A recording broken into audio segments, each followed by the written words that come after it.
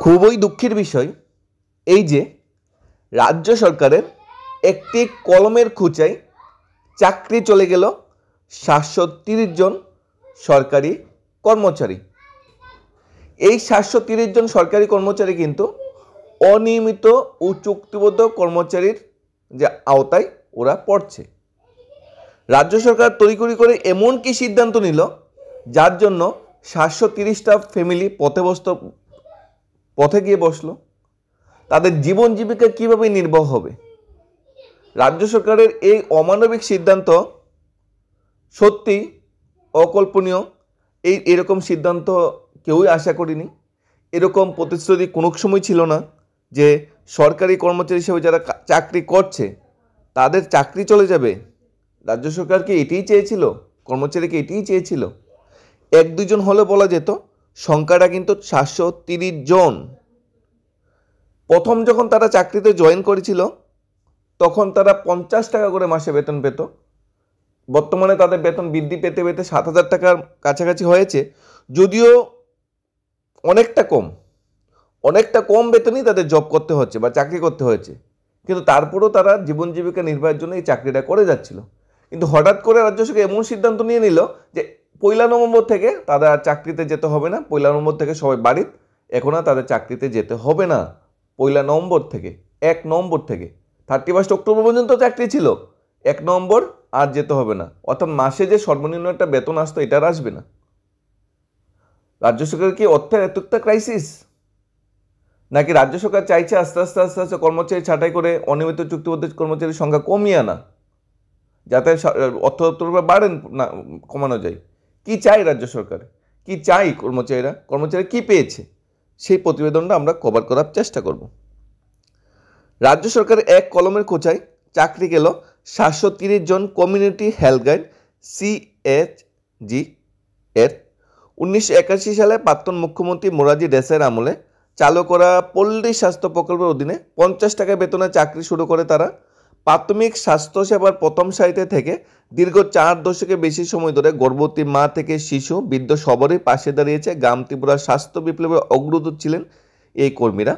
স্বাস্থ্য পরিকল্পনা দপ্তরের সাম্প্রতিক সরকারি নির্দেশে বলা হয়েছে, সিজি কর্মীদের যারা পরিষেবা দিয়ে যাচ্ছে তাদের যাদের বয়স পেরিয়ে গেছে তাদের এখন আর রাখা যাবে না। ১ নভেম্বর ২০২৫ থেকে কার্যত চাকরি শেষ বলে ঘোষণা করে দেওয়া হয়েছে। বয়স পেরিয়ে গেছে সেটা মেনে নেওয়া যায়, বয়স একটা সময় পরে আর চাকরি থাকে না, কেউ চাকরি করতে পারবে না একটা সময় পরে। কিন্তু চাকরি যাওয়ার পর নিয়মিত কর্মচারীরা যেখানে গ্র্যাজুইটি পায়, লিভ স্যালারি পায়, গ্রুপ ইন্স্যুরেন্সের টাকা পায়, অফ ইন্ডারের টাকা পায়, পেনশন পায়, সেখানে কর্মচারী কিন্তু কিছুই পাবে না। তাহলে যেহেতু তড়িঘড়ি করে বাড়িতে পাঠানোর পরিকল্পনা নেওয়া হয়েছে, ১ নভেম্বর থেকে চাকরিতে যেতে হবে না, তাদের হাতে কি শেষ সম্বলে কিছু দেওয়া হয়েছে? তারা যে এত বছর ধরে চাকরি করেছে তাদের কি লিভ স্যালারি টাকা দেওয়া হয়েছে? একজন নিয়মিত কর্মচারী যদি মাসে ৫০,০০০ টাকা ৫০,০০০ টাকা বেতন পায়, বেসিক ক্লাস দিয়ে মিলে যদি ৪৫ হয়, বাকি হাউসডেন্ট বাদ দিলাম, তাহলে মানে অবসরে যাওয়ার সময় যত দিনের ছুটি জমে, যদি ৩০০ দিনের ছুটি জমে মানে ১০ মাসের ছুটি ইএল হিসাবে দেওয়া হয়, অর্থাৎ লিভ স্যালারি হিসাবে দেওয়া হয়, তাহলে ৪৫ ইন্টু ১০ মাস ৪,৫০,০০০। গ্র্যাজুয়েটে ম্যাক্সিমাম ১০ লাখ পর্যন্ত পেতে পারে, পেলো। প্রভিডেন্ট ফান্ড টাকা জমেছে, সেই টাকা তো পেবে। মাসে মাসে পেনশন বেসিক প্লাস দিয়ে যদি ৪৫,০০০ টাকা হয়, তার পেনশন হবে ২২,৫০০। বাস, এটা তো বৃদ্ধি পাবেই। গ্রুপ ইন্স্যুরেন্সের টাকা আছে, পেনশন যদি বিক্রি করে সেই টাকা আছে, অর্থাৎ সব কিছু মিলে লামসাম একটা টাকা কিন্তু নিয়মিত কর্মচারী অবসরে যাওয়ার সময় পায়, যদিও তাদের এটা প্রাপ্য টাকা। তাহলে এখানে অনিয়মিত চুক্তিবদ্ধ কর্মচারী কি দোষ করেছে? তাকে কি সরকারি সার্ভিস দিয়ে আসেনি? তারা কি সরকারের জন্য কাজ করেনি? তারা কি এমনিতেই স্যালারি নিয়েছে? তাদের দিকে কি সরকার তাকাবে না? এখানে লক্ষ লক্ষ টাকার প্রয়োজন নাই। ৭,০০০ টাকা একটা বেতন একটা কর্মচারী যদি অবসরে চলে যায় বা অবসরে পাঠানো হয়, অ্যাটলিস্ট ৫০,০০০ ১ লাখ টাকা তো এককালীন ওকে মানে ওই কর্মচারীকে দেওয়া যেত, যাতে অ্যাটলিস্ট জীবনটা যে মানে চাকরি যাওয়ার পর যে ধাক্কাটা লাগে, যে ধাক্কাটা সামাল দেওয়া যায়। ৬০ বছর পরে একজন কর্মচারী ও চাকরি চলে গেলে নিয়মিত কর্মচারী এই ধাক্কা সামানোর জন্য বিভিন্ন সুযোগ সুবিধা সরকারের প্রকল্প আছে, ন্যায্য টাকা তারা সবাই পাক। কিন্তু অনিয়মিত কর্মচারীর জন্য তো কোনো স্কিম থাকা দরকার, কারণ তারাও তো চাকরি চলে গেলে তারাও তো বাড়িতে বসে থাকবে।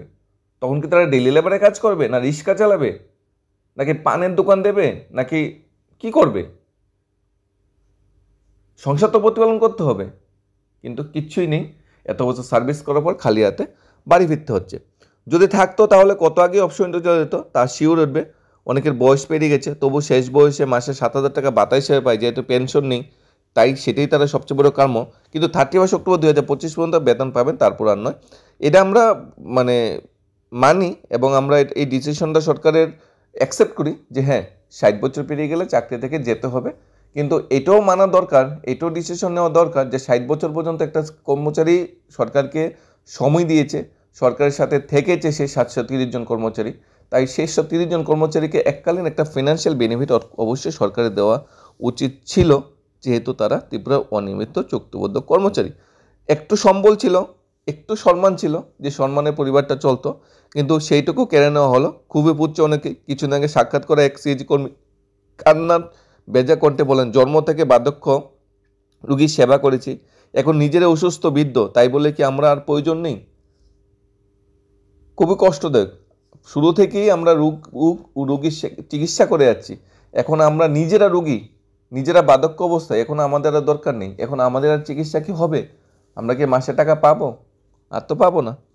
না আছে পেনশন, না গ্র্যাজুইটি, না লিভ স্যালারি, না জিআই, না প্রভিডেন্ট ফান্ড। ইতিমধ্যে কাজের বার, বয়সে বোঝা, দাঁড় দেখানো অনেকেই প্রয়াত হয়েছে। এর মধ্যে বেঁচে আছে 730 জন, তাও অনেকে লাঠিতে বোর্ড করে হাঁটেন। কারো চোখে ছানি, কারো হাঁটিতে ব্যথা, আয় কমলে ওষুধ বন্ধ, খাবার কম, এমন কঠিন দিন তাদের সামনে। স্বাস্থ্য বিশেষজ্ঞের মতো এই অভিজ্ঞ কর্মী ছাঁটাই হলে গ্রামের স্বাস্থ্য পরিষেবা সংকট দেখা দিতে পারে। দুর্গম এলাকার স্বাস্থ্য সেবার উপর যে চাপ পারবে তা পূরণ এখনও সরকার কি পরিকল্পনা নিচ্ছে তা পরিষ্কার নয়। অর্থাৎ বিকল্প ব্যবস্থা কিন্তু সরকার এখনও তৈরি করেনি। বিকল্প ব্যবস্থা তৈরি না করেই কিন্তু কর্মচারীদের ছাঁটাই করা হয়েছে। অন্যদিকে সিএমও ও এইচডিএমওর নির্দেশ দেওয়া হয়েছে দ্রুত রিপোর্ট জমা দিতে। সংগঠন নেতারা জানাচ্ছে তারা মানবিক দৃষ্টিকোণ থেকে সরকারের কাছে পূর্ণ বিবেচনা আবেদন জানাবেন।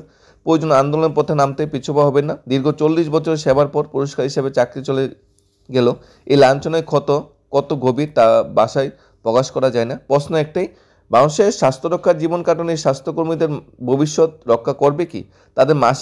তাদের জন্য মাসের না হয় 7,000 টাকা করে পেনশন হিসেবে সরকার ব্যয় করবে, এটাও তো সামান্য টাকা।